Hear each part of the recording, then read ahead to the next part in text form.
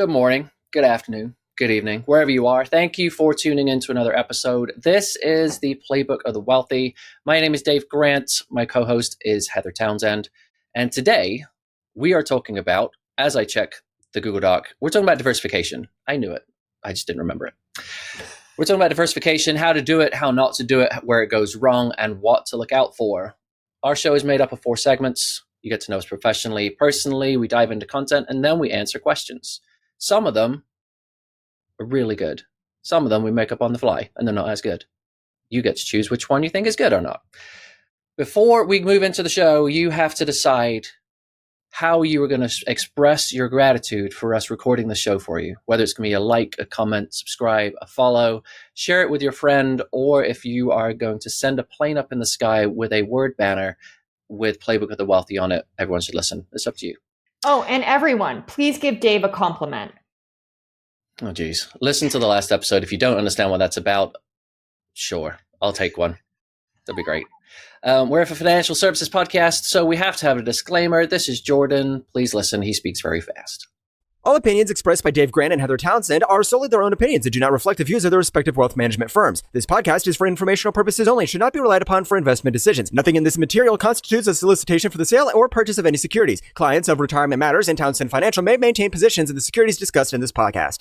That was Jordan. He's amazing. Let's go into our first segment of our podcast. It is the segment where the title of it changes a lot.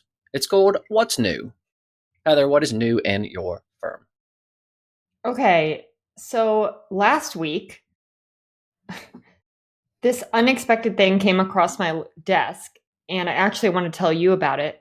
One of my clients, so I have clients in California. I don't know if you have clients in California because you're in the Midwest. You don't. So you probably don't know about this, but you won't believe this. You know how we did the podcast episode on what to do in the fire, like if your house burned down or what to think about with home insurance, all of that? Mm-hmm. Are you ready for this? Yep. Some of the insurance companies in Southern California are saying they're not going to pay out their home insurance policies to the people because their trust was not listed as additional insured if their home was titled in the trust. Can you believe that? Now, I go to my estate planning attorney before I go down this whole rabbit hole to see, okay, should I have all my clients do this? And he doesn't think it's going to hold up. Like practitioners don't think it's going to hold up. It's in the courts right now. Mm-hmm. But I just sent an email to all my clients that have trusts to list their trust as additional insured. So Dave, I'd do it too. My estate planner was just like, you might as well do it just to be safe. So happy I just put something on your task list. But yes, my client. I have heard of that before, but I never really thought that it was something that was major. Me neither. What's new? This was a big week. 4 months in the working. You didn't even realize about this. I just launched a new website this week. Went through a complete rebrand of Retirement Matters because it was a little cold. I'm not going to lie. It was done to executives. It was kind of formal. 4 months ago, went to a copywriter and I was like, I need you to reword my entire website so it's more friendly. And he's like, great, I'm going to strip like 2/3 of it out. I'm like, oh, okay. That's a lot, 2/3. And he did. I now have like 5 pages on my website. I had a lot more. And he's like, you're saying too much. Like, you don't need to say all that. Like, if someone wants to engage with you, you can tell them then, but you have to do something different. And so he did it all. Then I took it to the web team that I have run my website, and they just did a whole redesign on it, and it launched yesterday. So if you're interested, there's 2 URLs. One's a redirect. It's retirementmatters.co or retirementmattersillinois.com. It'll take you to the same place. But it looks kind of funky. I like it. You like it? Oh, yeah. Okay, I'm going to check it out after this. I should no, I won't do a screen share because that's going to take us completely off topic. All right, let's dive in. So we're talking about diversification today. Heather's going to kick us off. She's going to lead us into the who, what, why, when, and hows. So Heather, take it away. Okay. The reason I really wanted to do this episode today is with what's going on in the world right now, tariffs, the stock market, fears of recession, right? Diversification is really proving why it works. And I wanted to talk about it because it is so important in wealth building and maintaining wealth. More importantly, maintaining wealth. Because it's the secret, right? Growth, risk, stability. That is wealth growth, right? I'm sorry, what? Growth, risk, and what? Oh no, Stability? Are you making up new words? Oh my God, I always say that wrong. Main words. Stability. I got you. Really, with diversification right now, what I'm seeing is the stock market, or at least our portfolios, you and I have talked about it offline, not online. We're now online, but they're not moving around as much as the stock market is. Like, I mean, yes, my clients are down some, up some, whatever, but it's not as volatile as if you were in just the Mag 7, for example. Oh, dear God, which I'm going to go through. I think it's important for people to understand that diversification is not what you see on the news. Like, if you are getting your information about the stock market from the news or from the internet, that is not your portfolio, or it's hopefully not your portfolio if you're diversified. Because when the news headline comes along and says, the stock market got decimated and it's down 0.5%, your portfolio is either flat or up because you're diversified. So it's bizarre when you start reading those headlines and you take it personally and you start to think, okay, my net worth is tied up just like the headlines are saying. It's really not. So as we're recording this, so anyone listening, it could change. I pulled data as of today, which is mid to late April. So, okay. Last 2023 stock market up, S&P 500 up 20%. 2024 up another 20%. Year to date, -8%. Guess what international is? Which I know everyone's getting sick of Heather talking about international, but it's proving the point. It's up 8% year to date right now, Dave. Up 8%. The headline is S&P 500. No one talks about international. No. Well, and it's also, to be fair, it's lagged the US in performance for a decade plus. So I get it. But point being, though, is in growing wealth, it's also maintaining it. And, everything that I've studied and read, things can just swing and no one can predict it. I mean, who would have thought? I mean, this has been talked about, but Trump 2.0 international would do better than the US. I don't think many people thought that. Mm-hmm. I don't know many Trump allies like that either, that the international markets are doing better than the US market is, just given the focus that is put on the US in this presidency. But I think a lot of that goes to risk as well. If you were to sit down and tell someone, okay, I've got an investment that's gone up 20% 2 years ago, it's also gone up another 20% now. Some people think it's overvalued. You want to buy some? People are like, no. Why? What? Why would I want to buy something that just keeps going up and up and up? Some people would because they want to get in on that trend. Other people, when they think about it, they're like, there's got to be something on the backside. Like, what is going to happen? It's up 40% in 2 years. There has to be something that comes down, which is what we're seeing now. It's just that normal cycle of things that go up do go down again. Well, and to be fair, international is divided between developed countries. So like developed is considered Canada, the UK, like pretty much most of Europe, Australia. But then there's the emerging markets, and that's more like China, India, Brazil. Emerging markets is only up 1%, but it's still up compared to year to date versus, S&P's down 8%. So, and that's just in equities. Small cap, though, the smaller companies, they're not doing so well, Dave. They're down almost 12% year to date. Which is expected. They're volatile. Yeah. They're all over the place. You're never really expecting a flat year in small caps. It's either up 20 or down 20. And finally, bonds are, 2022 with inflation, that they didn't do what they were supposed to do. But right now they're up 1% year to date, the ND is. So diversification right now is working. Let's talk about it graphically for those that are watching along. Okay. So Vanguard does a great job of telling you, okay, in the last year, and it keeps recording this, what did really well as an asset class and what didn't do well. So for those on YouTube, you can get to see this nice graphic in here. For those that are listening on, good luck. So this graph goes to 2023. And so if you're looking at these boxes, it looks really colorful and it's a nice rainbow color. But you're looking at these top box in that top right-hand corner of large cap as to what is doing the best. So large cap was 26% in 2023. Large cap is the S&P 500 large companies. Mm-hmm. Commodities for the C was -8. The tricky thing is if you go back the prior year, commodities was up 16% and large cap was down -18. So the key thing here is if you're trying to pick your asset classes to invest in, you're never going to be able to pick these right. Because if you're picking the winner, it's more likely going to be the loser the next year. If you're then doing something smart, which is picking the loser, that's really hard to do because you're just going to see your money go down, but it's more likely going to be the winner the next year. Well, what if you then said, well, why don't I put my money in all of this? That is what you're going to get. You're going to be middle of the road the whole time. And that is what diversification is going to do for you. You're never going to be a winner. You're never going to be a loser. You're going to ride the middle the whole time.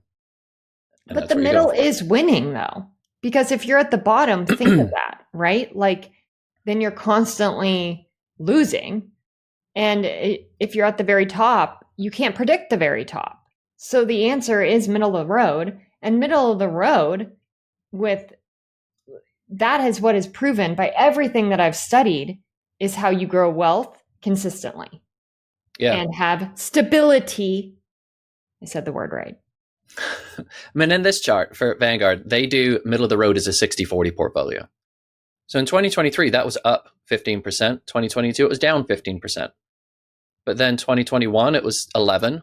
The year before, it was 13. 20 the year before, -5. You're still up a lot over the course of all these investments. Your money is still growing, even though you're choosing to invest in a little bit of everywhere.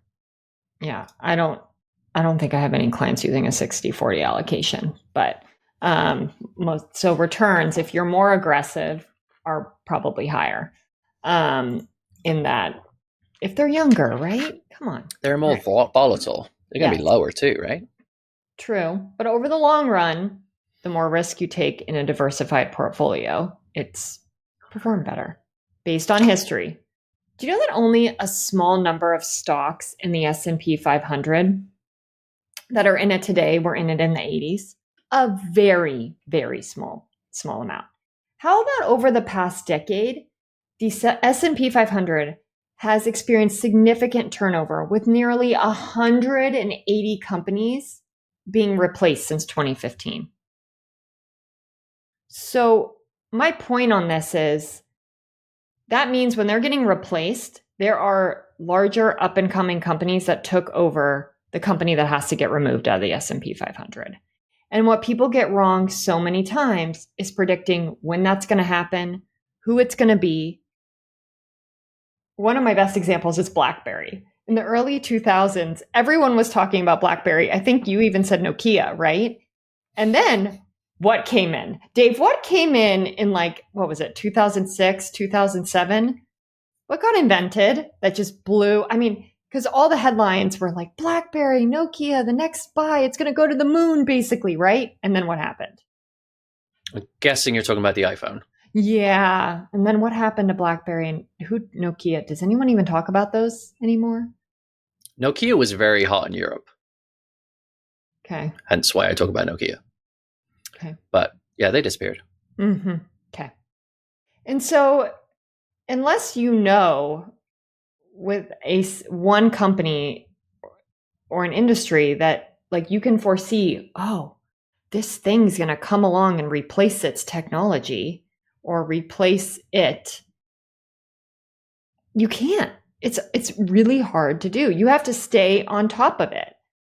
I don't have time to do that in my day job with kids and running a company. Not many people do. And this is where stock picking goes wrong. Okay, let's talk about who's down right now. Before you talk about who's down, let's give a precursor to that. So if you're talking about stock picking and new technologies coming in, so that new technology 2 years ago was AI. And everyone was talking about it. NVIDIA is a gaming chip company. They were tiny. And then they came along and then they're like, oh, we can make GPUs to power AI. And then they took off. And then that's where the whole Mag 7 came in, because all those companies are starting to figure out, let's use AI as well. And let's figure out how to make our companies better. So, your Googles, your Amazons, your Microsoft, your Metas. For 2 years, that took off. I was even asked at a pickleball league by one guy I'd never met before. He's like, what'd you do? I'm like, I'm a financial advisor. And he's like, what'd you think of NVIDIA? I'm like, you don't even know my last name. Like, why are you asking me for stock picking? That is when things get really hot. And me personally, that's when I'm like, all right, bubble's over. It's just a matter of time. And over the long run, these might do well until a point, right? Like, that's the thing. That was the thing with BlackBerry. When are you going to know that it's had its run and it's going to start going down and get replaced by some other company? Because the S&P 500, I mean, if you look, just like I said back in the 80s, very few stocks are still in the S&P 500 today that were in the 80s. Why? Because companies and things and technology keep changing. So you have to know when you're holding a specific stock, it's getting towards its top. I need to get out. And the hardest time to do that is when it's going down. People don't like to sell when it's going up, right? And it keeps going up. They're not going to sell. Now it's going down, like right now. Are they going to sell? Is it the bottom? I don't know. Okay, let's talk about it. Tesla, year to date, down near 33%. NVIDIA, down near 25%. Google, down about 18% year to date. Meta, down 13% year to date. Amazon, down 17%. Microsoft, down 10%. S&P is down 8%. These are all down more than the S&P. And I don't know. I'm not going to sit here and say, okay, they're not going to go back up and outperform the S&P. I don't know. You don't know either. No one knows. But my question is when are they going to get replaced in the S&P 500? When is some other technology going to come around, or some other company, and be better than that? One day it will come, based on history. Well, the nice part is, if you own the S&P 500, you own these losers, but you have owned them as winners 2 years ago, and so you've had that experience of getting those gains. But now you've got things and other companies that are counteracting these losses, because this sector is not doing so well. There's other sectors that are doing well right now. And so it all counteracts each other, and you don't have to pick which you think is going to be good, because if you're diversified, it doesn't matter. You've got losers and winners every single day. And everything that I read for long-term wealth growth is diversified portfolio and rebalance and have the right risk. There's no such thing as being too diversified. So let me expand on that. What? When you're diversified, you're owning international, US equities, US bonds, and international equities. That's pretty much the whole globe. You can't then say, well, let me over diversify here. Let me buy commodities, and let me go and buy Bitcoin, and then let's do some other coins, and then I'm going to go buy like physical gold and silver, and then I'm going to do cash, and then I'm going to go into foreign. That doesn't exist. Bitcoin and all the other coins, in my eyes, pointless. Throw your money away. That's speculation. It's like going to the casino. If you then say, I'm going to go buy gold bullion, you own gold stocks already.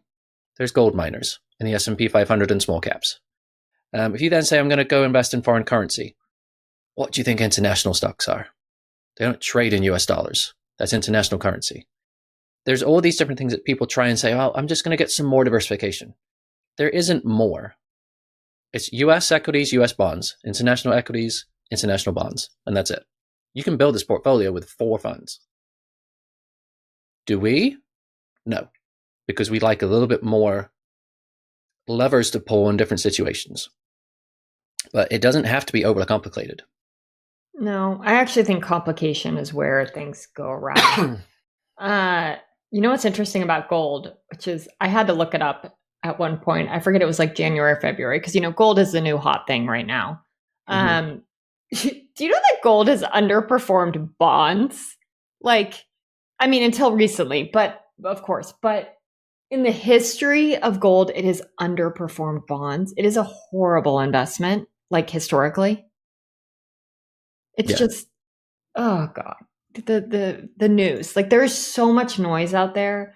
So for our listeners, what I can say is just be careful because there is so much noise. And if you listen to too much of it, it can get in your head. You can make bad decisions. All right, we're moving into our next segment. It's called What Would You Do? Question for you. I'm 50, nearing retirement, and I have a few million in the stock market. What stock bond allocation should my portfolio be? It's a wonderful question. And I can't give you an exact answer, but I will tell you this. 1, it will depend on your risk. 2, it will depend on how much you need from your portfolio a year in retirement. It will also depend on when you're retiring. And then it will be based on what allocation you need with your risk to match in this splendid, beautiful thing that I call financial planning. And that is your ideal allocation. You need to build your buckets, your cash and your fixed income, and then the rest equities, and make sure that that matches your risk tolerance. But I mean, probably unless you have a pension, I'm definitely not 100%. Stocks, probably not 90-10 either. 80-20 down is my guess. Somewhere between 50-50 and 80-20 is my guess. Nice. You Agreed. liked it. You liked it. You liked my answer. Yeah, there is no answer. It's very broad. There's 7 answers. Okay. All right, Dave. My advisor has me in 88 different stocks. Oh God, I'm gonna love you. I'm gonna love this. This is when you get heated. What are your thoughts on this, Dave? They have not put you in enough. Why are you not in 500? Well, technically, when you're in a fund, you're in thousands. You can be in thousands, I should say. I mean, depending on the fund. So, I mean, I don't even count that as diversified. Crazy. So we're talking about 88 different stocks. Sure, great. Why? Is going to be my answer. I know some advisors who do this from a tax strategy perspective of this is very easy tax loss harvesting. If we've got losers, we sell them. And then we get that instant loss, which we can use against income, or we can then sell some of our winners and get no tax consequence for it. I don't care for that strategy. It sounds great, but it's overly complicated. I don't know what to think about this because it's going to be a case of, well, who are you? Like, do you like this? Have they explained it well? Does it support your lifestyle and what you're trying to get out of life? If it does, awesome. I hope you're not paying them a whole ton of money because holding 88 different stocks is it's a lot of work. So if you're paying them a ton of money for this and you could get that diversification in a fund, I don't think it's worth it. Yeah, just a different strategy. Sometimes it works, sometimes it's not suitable. So it just depends on who you are. My really good friend in college, her dad was a financial advisor, and he's actually one of the reasons I'm where I am today. And I met with him a few years ago, now that I have, my firm and all of that. And, he loves to see like what I've done because he knows his mentoring has led me to where I am. And he was like, oh yeah, in my history, all this stock picking, I'm through that. Indexing is the way to go. Like, and I mean, this has been an advisor for 40 plus years, right? Like they used to do stock picking. That used to be the way. Mm-hmm. But indexing has proven it's better. It's better from diversification. Performance is normally better. I would not do that because you have to have a lot of trust in that advisor. One, that they're staying up on everything, that they would know if they're in BlackBerry, for example, that, Apple's going to release this iPhone and take over BlackBerry. Like that's basically, you have to trust that that person is studying all that stuff on every company and every industry to know that. Yeah. It's a lot of trust. And yeah, I'm not for it. No. All righty. Question number 3. When I look at the portfolio that my advisor in compared to the S&P 500, it has underperformed. Why is that? And should I be concerned? Well, that's an easy one. And And I think that there's a lot of disservice. A lot of these, I think it's like Monarch Money or something. You can link your portfolios and then it gives the benchmark as S&P 500. The S&P 500 is not a diversified portfolio. That is one part of my diversified portfolio. That is one asset class, large cap. You're missing small cap, developed markets, emerging markets, bonds, U.S. and international bonds. So, and the S&P 500 has done extremely well in the past decade. It has outperformed international and bonds until now. And is it going to continue? I don't know. Diversification wins the game, slow and steady. And S&P 500, your portfolio is probably more diversified than just being in large cap, which is a good thing. And if you're looking on history in the last decade, or depending on when you invested, you might have underperformed the S&P 500. I don't know when you ask this question, but it's not wrong. I would be more concerned on the flip side. If someone said, oh, the S&P is X, I've outperformed by X. That's a lot more red flags than underperforming it. Because by underperforming, you're showing that you are diversified, hopefully. Or you've got someone who's picking outrageously bad stocks for you. And if that's the case, move on. But if you're overperforming, that means that you're very concentrated in some part. And there's a good chance you're going to underperform pretty soon. And I actually want to end our diversification section with this story. I had a call with a woman this week, actually, and she was telling me a story how she had all her wealth, millions and millions of dollars, in one asset class. And she lost it all a decade ago because it was in one asset class. Now, I didn't go into the details. It wasn't to be a client. It was just more a connection. But she's like, I learned from there, never do you ever have all your eggs in one basket and have all your money in one asset class. That is the most dangerous thing you can have. And she's a great story. Like then she had to rebuild completely everything. And she's done so well and it's incredible. But she had to learn a horrible mistake about why diversification is so important. Never one asset class, ever. Mm-hmm. All right, let's move into our final section. It's called Highlights. This is where you get to learn personal stuff about us, whether we want to share it or not. Heather, take it away. All right. Do you remember, it was like a while ago, but I said Alex had this huge opportunity work-wise that we were considering and it was life-changing and blah, blah, blah, blah, blah. We've made the decision. I can share about it now. Okay. Are you ready? No, you're not ready. Okay. Go ahead. So he got an opportunity for us to go back to London. And that was something that I thought I really wanted. I really did. I miss it. But we turned it down. And I went through a week where I was really confused, Dave, because I was like, wait, I thought I wanted this one thing. The one thing came on my desk, and then I said no to the one thing. Mm-hmm. I mean, a week, I was like off balance, like completely off balance. I was so confused. Now, I'll go through. We got more information, which is what led us to not take it. One was, for those that keep up on the UK, I don't even know if you know this, but they are now very similar to the US. They passed this thing called DOM, and basically you are taxed on worldwide income at 45%.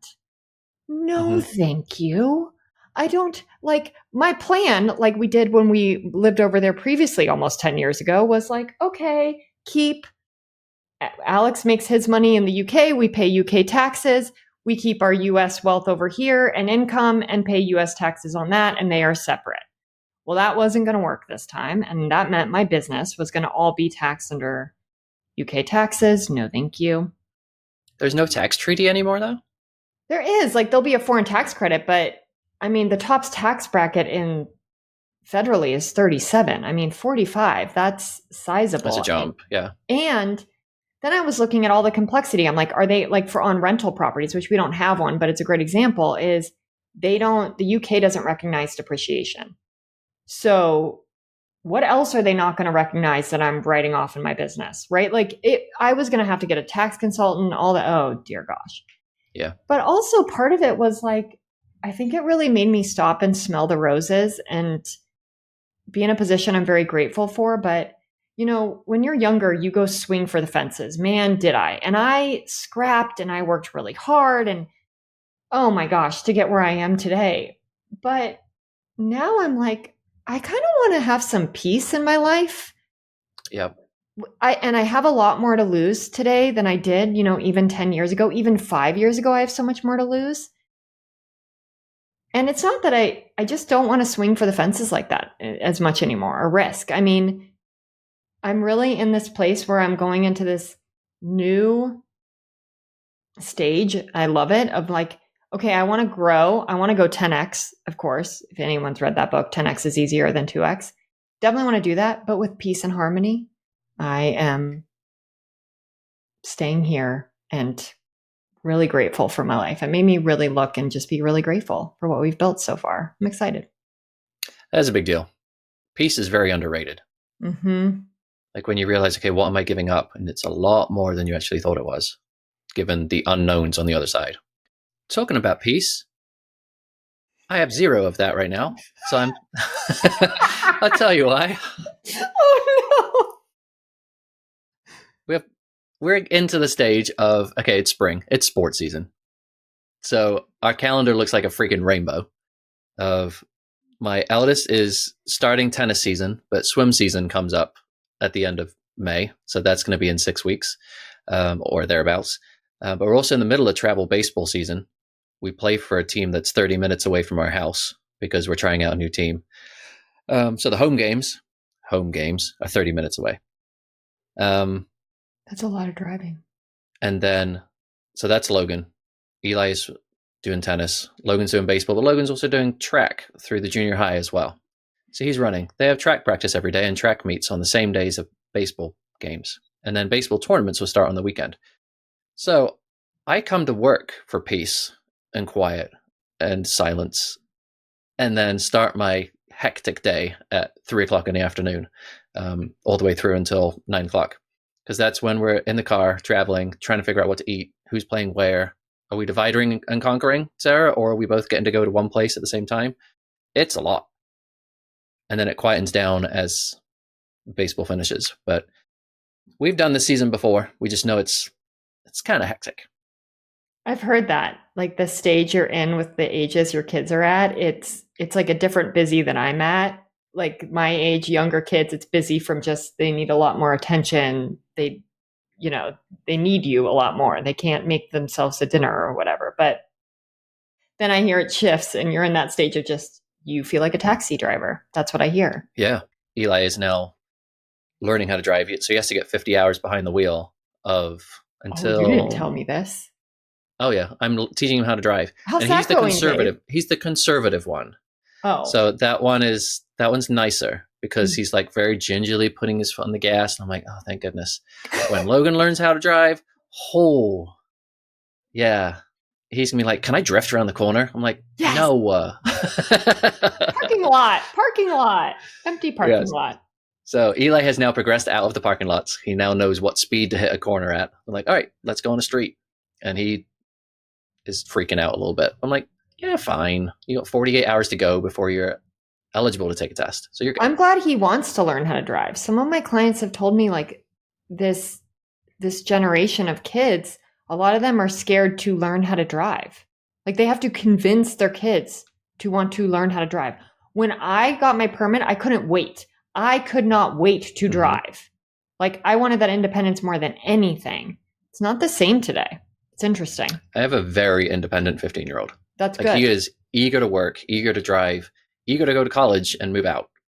I'm like, yeah, we're not ready for that yet, but we know you're getting close. So I'd rather independent than not. 100%. Yeah. Okay. All right. Okay. That's the end of our podcast. Thank you for listening to this episode of Playbook of the Wealthy. You can find us on whichever platform you listen to podcasts. and the video version of the show is on YouTube, Instagram, and LinkedIn. If you want to send an email to the show, you can contact us at hello@playbookotw.com, and we'll see you next time. Send the questions. Send the questions. We love them. Toodles.